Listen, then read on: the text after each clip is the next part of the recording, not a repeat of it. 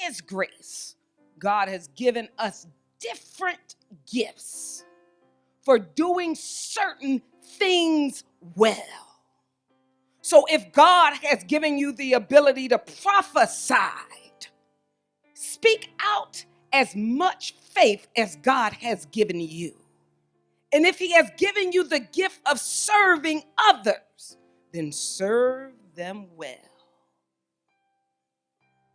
If you are a teacher, teach well. If your gift is to encourage others, then be encouraging. And if it is to give, then give generously.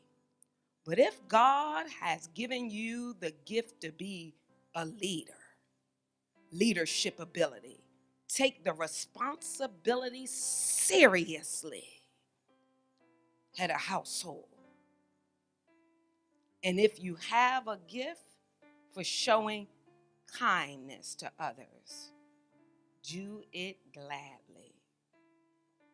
And I want to minister around a title. And the Lord laid this on my heart, and I'm coming for every person under the sound of my voice. I'm not speaking to the person next to you. I'm not speaking to the person at home for you to get the message and take it to them. I'm speaking to you, and the title on this morning is, Do You Know Your Difference is Your Gift?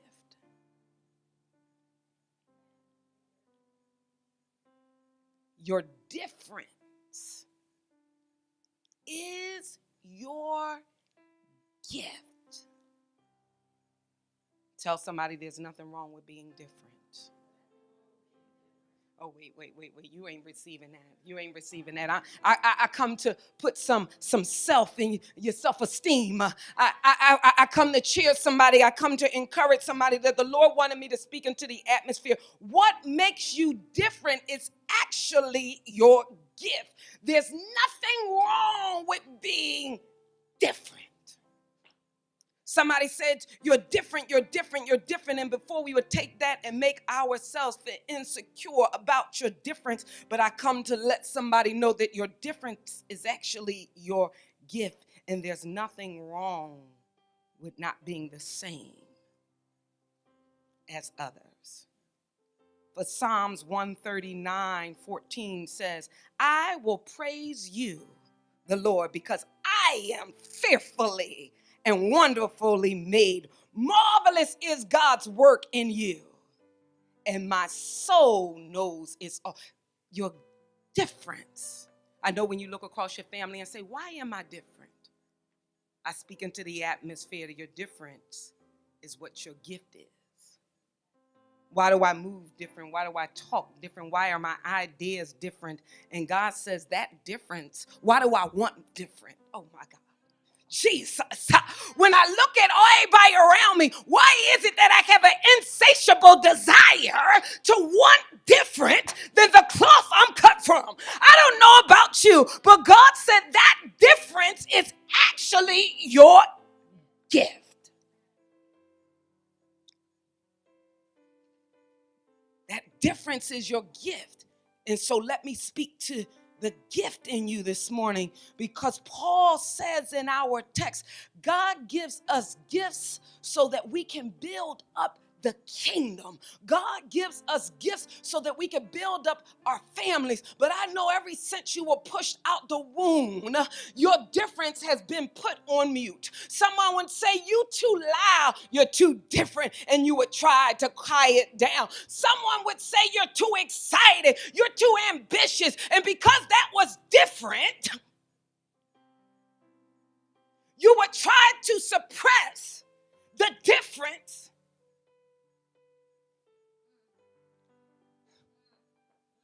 And so now you're sitting where you are trying to unlock what should have never been tamed, because your difference is your gift. God is saying you're sitting here trying to discover the very thing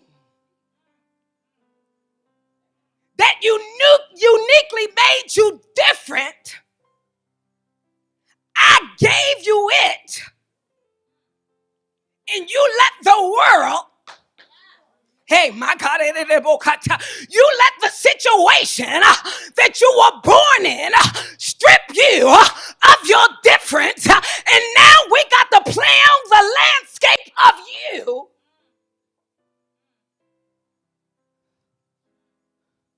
to reharvest the very thing that's your gift. But in order, Paul says, for the family to be effective, in order for the church or the kingdom to be effective, we have to understand and realize that all gifts and ability comes from the Lord. It didn't come from your DNA. Jesus. What he has assigned to you, oh my God, comes from the Lord. It didn't come from your mama. It didn't come from your daddy. It came from the Lord. So you can't put the transparency of them on the backdrop of you and do a comparison, because you're different.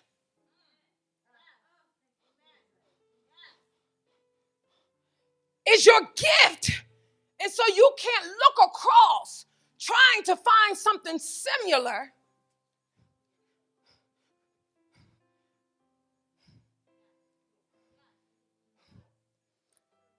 because the mold, come on, Holy Ghost, the mold that was the mixing bowl that God put all the differences of you in, mixed you together when he popped you out into the universe. The mold was broken, and so when you're looking for a mirror reflection, he says, you're created in my image. Oh my God.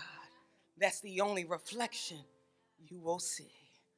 Oh, somebody didn't get that. So that already gives us awareness of what I'm dealing with when I start looking around and I see that don't nobody look like me, and don't nobody move like me, and don't nobody think like me. So I just got to be comfortable with me, because my different way of moving, my different way of speaking, my different way of loving, my different way of serving, my different way of giving is actually what my gifting is. And so Paul says you got to realize that all of your gifts, the ones you can see and the ones you don't even see, come from God. And you have to understand that everybody does not have in the family the same gifts. And that is why you got to know who you are and know what you do best and then do it. Oh my God. We're looking across the family, and just because we might look a little bit different, look the same, you got the same nose, or you look like your mama, you look like your dad, we want to all operate the same. But God says it's like a body. The hand got to complement the foot, and the foot got to complement the head. And we all can't be together doing the same things, but we got to move in one accord. So I got to respect your gift, but you also got to respect my gift. And then what are gifts when we choose to dedicate our gifts to God? That is when the blessings start to flow. So what do you mean, preacher? If he says you are a prophet, that bold, articulate characteristic is your difference, but it's your gifting. If he said you are called to serve, that faithful, loyal heart of yours, it makes you different, but that is your gifting. If he called you to teach and be the one in the family that gives direction, think things through clearly, that is your difference, but that is your gift. If he called you to preach and be an encourager, there got to be an encourager in the family. Everybody can't be Debbie Downers. So God says if he called you to be the encourager, then that's your difference, and that's your gift. If you are the one that has to give, somebody said, why I always got to be the one? God says, because that's your gift. Somebody says, why I got to organize everything? Why I got to manage everything? He says, because administration is your gift. That's why you're different, because everybody can't be. Watch this. God said to me, there's a whole bunch of chiefs, but not enough Indians. Oh my God. So if you called to be a chief, let the Indians be Indians. But if you called to be an Indian, let the chief be the chief. Oh my God, I don't know who that's for. I don't know if that's for a wife or that's for a husband. But God says all of us are made to complement each other. I haven't even got into it. But if you are called to be a comforter, to care for others, that difference is your gift. What do you mean? See, it would be difficult for one person to embody all of these gifts. But if we work together, we as a family, we as a church, we as a community, we as a nation can move forward. Imagine if you were comfortable enough in your difference when everybody going right, you choose to turn around and go left. Oh my God. Imagine all the pitfalls you would have never went into because you was okay to say, I'm going home instead of going, I don't know who that one is for. Hey, I'm going home. I'm okay with being different. Y'all go on and go in the store. I don't know who that's for, but I'm going home. Imagine if your child or your son or your daughter, if you brought them up in a home that they were comfortable enough to be different, to be able to pray when everybody else is cursing. To be able to say, I'm going to church when everybody else say, I'm going to the mall. Imagine if you were comfortable enough when everybody else getting divorced, you decide to stay. When everybody else had an abortion, you decide to keep. Oh my God. When everybody else threw in the towel, imagine if you were comfortable enough to be different, to say, I'm going to wipe my brow with the towel and keep moving. Your difference is your gift. So let me teach in this moment. See, no matter how long you have been doing whatever it is you are doing, all of us require change. All of us want promotion. Let me speak to this atmosphere. All of us require increase. All of us require more. And the enemy would say you wanting more, you not being comfortable where you are is demonic. But I would say that's a lie, because the fact that you want more, the fact that crumbs don't satisfy you, the fact that you want increase in territory means that God has assembled you for new. See, I've learned you have to be uncomfortable with your present. My God, I'm talking to visionaries. I'm talking to go-getters. I'm talking to entrepreneurs. I'm talking to prophets. I'm talking about somebody that says, I can't let me stay in this cube forever. I'm talking to those type of mover and shakers. I'm talking to change agents. I ain't talking to no complacent that's satisfied where you are, individual this morning. You come back next week. But today I'm talking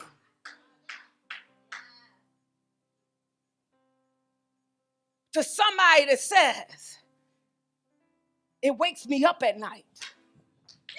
Oh my God.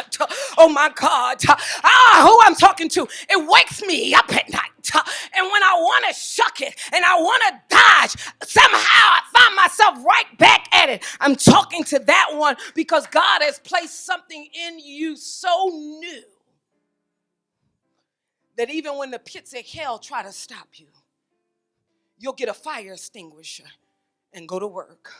Oh my God, I don't know who I'm talking to. Even when the obstacles stand in your way, the barriers, they'll put up a gate, you'll knock down a gate, they'll close the door, you'll kick in a door. I ain't talking about nobody that's saying I'm knocking on doors. I'm talking about somebody saying, I gotta go for broke on this thing because I ain't got no other option. There is no plan B. I refuse for you to box me in.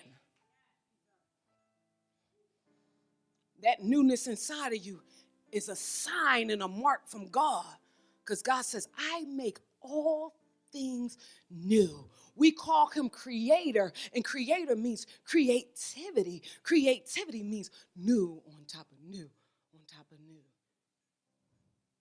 See, I've learned that you have to become uncomfortable with your present before you qualify for your future. Oh my God.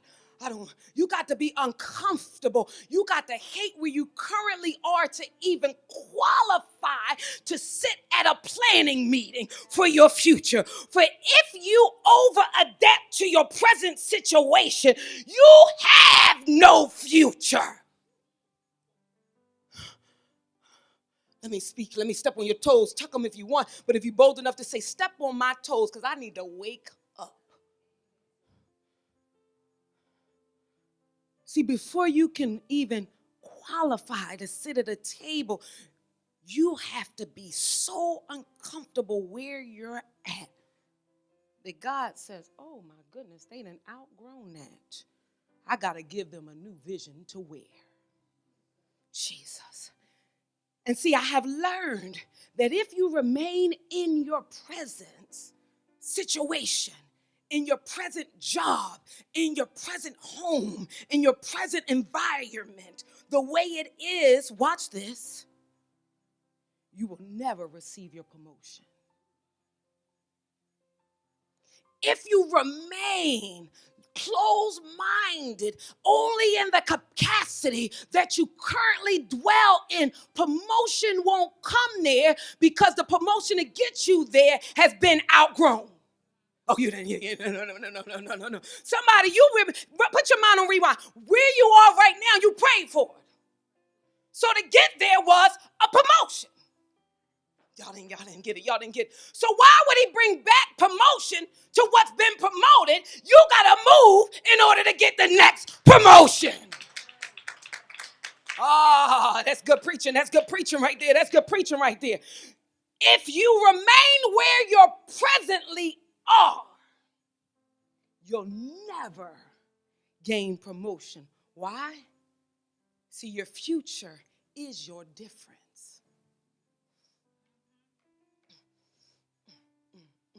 If it wasn't, he would have took you on to be with the Lord. Your future is your difference. What do you mean by that, preacher? If you're going to be promoted throughout life, you have to celebrate your difference that God has stored inside of you, and you have to stop embracing sameness. Oh my God. You got to embrace the fact that you think differently, because only different thinking will bring about different results. You in the sameness or the desire to be like somebody else raises up in you. You got to beat it down, because if he needed you to be like somebody else, he wouldn't have them and then have you. So when the human nature of being sane rises up in you, you got to know you was born on a labor table that says you're fearfully, wonderfully made. You are your unique craftsman of God, craftsmanship of God. So you can't look like them even if you wanted to. He said that's why your fingerprint is distinctly different. That's just a hint that I created you to be different. See, Joseph knew his difference from his brothers. And in due time, through hell and high water, the valley, the pit, in due time, his difference brought promotion. And since we know that and we can shake our head about Joseph, I come to sit on top of Romans 2:11 and says, God is no respecter of persons. So what does that mean, preacher? So that means there is a difference in you. But my question is, will you dare to be different? Oh. There's a difference in you. But I speak to each and every one of you under the sound of my voice. Will you actually take on the challenge to dare to be different? See, if you have a dream in your heart, the only way to turn it into reality is to do something different. For if you want some type of change in your life, then you have to change, watch this, the way you approach things. What do you mean, preacher? If you want something different, you got to approach situations differently. You got to approach different people. You got to think differently. You got to act differently. Because if you keep doing and thinking what everybody else is doing and thinking, you're going to continue to get what everybody else already has. Oh my God. And sometimes when I look at people, I don't want none of that. Look, I look at somebody else. See, I don't want no parts of brokenness. I don't know about you. I don't want no parts of being small. Some people are content in being small. This thing keeps me up at night, and I change my approach. I make myself flexible. I don't know about you, but I guess I ain't comfortable. And so God is saying, if you want that, you got to think different, act different, and surround yourself with different. Meaning what? When you, listen, church, when you're trying to be like someone else, you are actually denying. When you are trying to be like him or you are trying to be like her, you are denying your very reality of who you are. And it hinders the gifts that are uniquely yours when you try to emulate the boss. Jesus. You hinder your gifting to take the boss job. Jesus. See, what brings promotion is a fixer of problems.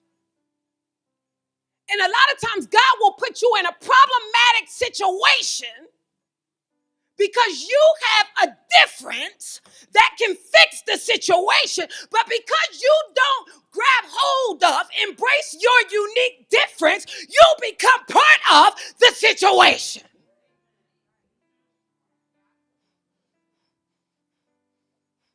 God says when you try to act like them and talk like them and preach like them and pray like them and walk like them and spin like them and think like them and decide like them, you actually deny the very essence of you. That when you look in the mirror, you hate you. And that ain't even you. That's a mirror reflection of all of them you try to be like. Jesus. And then you look up 40, 30, 50 years old and say, what have I done? God turned the page. And he says, I can keep turning the page, but if you don't embrace the difference in you, when I write, you're going to rewrite. Jesus. So somebody is saying, preacher, how do I be different? How do I kickstart this transformation? And before I get out of the way, I got 3 things that's going to help you this week to be different. Because your difference is where your future is. Do you know your difference is where your wealth is? People only listen, let me tell you, decision makers only let different people sit at the table because they want to hear something different than what they already know. Jesus. Let me tell you about boss people. Whenever they're building a team, they don't want a team that sit around them, that look like them and think like them. They say, I need diversity. Sitting at the table with me, I heard somebody say they was at a table at TD Jakes, and Jakes told them, y'all only going to sit at this table until I learn everything you know, and then I don't need you. Wow. Somebody would get offended. But he says time is money and money is time. In order to have seats at tables, you got to be able to sit at that table and compliment with your difference and let nobody mute your voice. You may be the only one at the table that says, it is time for us to go. How do I kickstart the transformation? To be different, listen to this. You need to give yourself permission to be you. Oh, my God. Oh, Jesus. Oh, Jesus. Let me work that. To be different, somebody said, oh my God, you think that's easy. But if you've been living long enough, you know it's not easy to just allow yourself, give yourself permission to be yourself and not be afraid that your true colors will shine, even if you're the only one that got colors like yours. Jesus. In order to be different, you got to be able to say, I give myself permission to let my color shine even around those that don't look like me. See, when you do that, you let all of your gifts and wonders that God has waiting for you come through. You have to give yourself permission to be weird. My son all day, Mom, you so different, you so weird. And I was like, well, wait, you know what? Yes, I am. That's why I'm your mama. My difference is what makes me kingly unique. My difference is what causes me to shine amongst diamonds. And I give myself permission to be me. When I go into the job, I give myself, when I go home today, I give myself permission to laugh if I want to laugh, cry if I want to cry. This week, I give myself permission to be myself. Number 2, to be different. Watch this. You have to, somebody say you have to, push your barriers. To be different, which is your gift. You have to push. Put your hand. Push. You have to push. Come on, let me see you do it. Push your barriers. Push. It would be the boundaries. I give myself that opportunity to say, I didn't even know that was over there. I didn't even know that's how much that costs there. I didn't even know we can go there and survive. Watch this. I didn't even know I could stay here and build a home.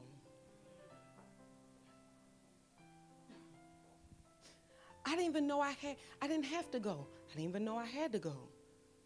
Until you start allowing yourself to think different. Somebody say, I've been here 40 years. We done been here family after family.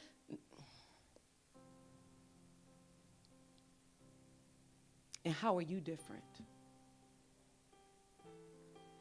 And if you ain't different, how do you expect to get different? Where God says your difference is your gift. Watch this. Romans 12:2, and this is what he brought us back to this morning that I tried to skip. It said, don't copy the behaviors or the cultures of this world, but let God transform you into a new person by changing the way you think. To be different, you have to give yourself permission to be yourself. To be different, you're going to have to press the boundaries that you have put on yourself. And to be different, watch this, you're going to have to go beyond your fear. What do you mean, preacher? You're going to have to try to stop yourself from fitting into the labels of what everybody else think you should be. You should be this kind of mama. You should be this kind of daughter. You should be this kind of business person. You should be this kind of woman. You should be this kind of pastor. In order for you to get different and allow your gift, you got to stop allowing people to label you on what you should be. They don't even know who they are, to then try to define you. In order for you to be different, you have to choose. You can't define me. And I won't allow you to label me to say this is what I have to or how I have to do it. God said, what if you ain't never learned nothing? How would you do it? Then do it that way. Jesus, you didn't get that. How am I going to start a business? He said, stop Googling, stop YouTubing, stop asking this person. Oh, it's good and wisdom for wise counsel. But after you get that, she say, what has God said about the vision? If you don't look different, then you ain't doing a godly assignment. Because a godly assignment will take you into uncharted. Because uncharted, he says, I want you to take dominion. Somebody will get that on the way. You have to deliberately, consciously start taking steps to do things new. You have to embrace new ways of doing things, even if, I'm talking to me, not you, even if it's scary to you.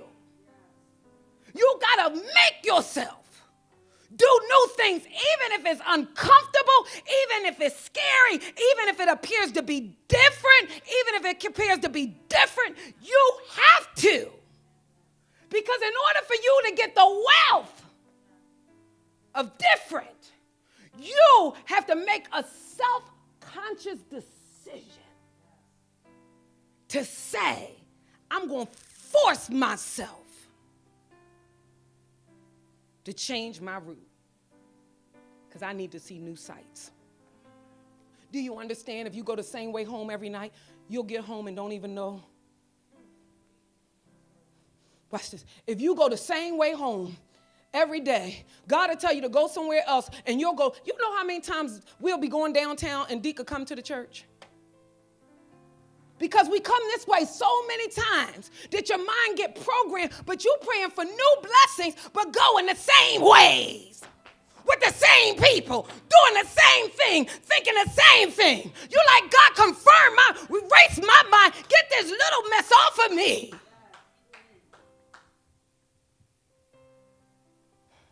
I heard it said, if you want something you never had, you got to be willing to do what? Do something you've never done. I've learned there always, here I go, let me speak to you. Visionary, chance taker. I've learned there will always be an element of risk in making a change or building a vision or a brand. Somebody don't know what I'm talking about. Whenever you're trying to build a brand, whenever you're trying to come against whatever a generational curse was on your family, there will always be an element of risk because the enemy is comfortable with having his way. He is comfortable with poverty and you being labeled with poverty. So there will be a risk to take territory or wealth. He is comfortable with adultery and divorce and lack and dropout. So in order to take the territory of prosperity, there will be a risk. And sometimes it requires you, watch this, whenever you get ready to do something, to forget everything you already learned. Forget what you saw them do. Forget what you heard they did. Ignore everything somebody else is telling you to do. And trust the small voice that whispers to you to say it's time to expand and it's time to grow. Now, this is not going to be for the faint of heart. Touch somebody and say you can't be chicken. Touch somebody else and say, you can't be chicken now.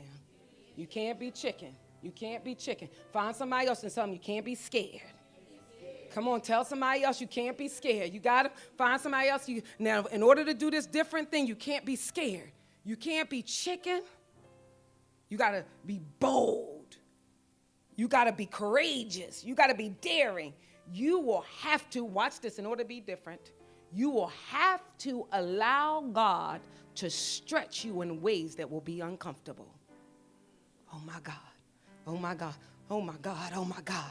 Now this is not, you got to be like a slingshot. And you're going to have to allow God to stretch you. Somebody say, listen, Tori said, I want the straight hair. Then hold your ear and let the hair get straight by the heat. You want to be different? You got to allow God to stretch you. Why? Because as God is stretching you to your difference, when God releases you, the ground that you think somebody is covering, you're going to be done jumped over them and landed right into your destiny. Because you allowed yourself to be different and not take the walking path.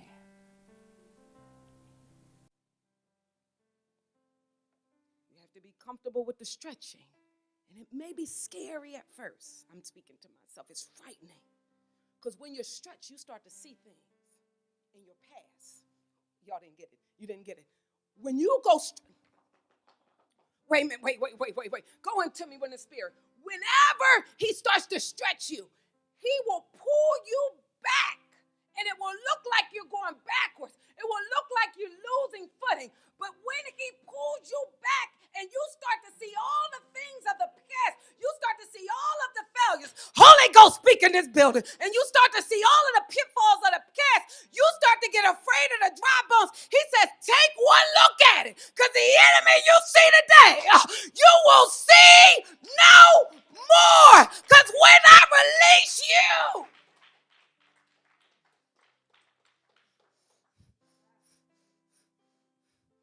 when I release you, I guarantee you land indifferent. Because you allowed yourself to be stretched. It's scary, but you got to trust God. But let me add one other thing on here. You got to trust God, first and foremost, but then you got to trust yourself. See, we want to put it all on God and don't trust ourselves. Somebody told me, you got to trust yourself to know the same one that made good decisions then can still make good decisions now. And the same one that fell down and got up then can fall down now and still get back up. I can have confidence in God, but you got to have confidence in yourself. Because God will come to you and say, do you want to be healed? Do you want difference? Because you just laying on that mat waiting for difference to come to you because you don't trust that you could get up. He said, get up, take that mat, and you, with the ability that I have given you, to walk. To watch this powerful message in its entirety, set your clocks and your DVRs to tune in to Channel 4 at 5 a.m. on Sunday. That's Greater Life Today on Channel 4 at 5 a.m. You don't want to miss it.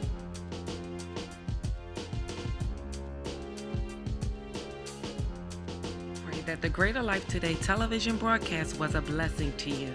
And to sow a financial seed into this ministry, we welcome you to go out to our website today. Until next time, God bless.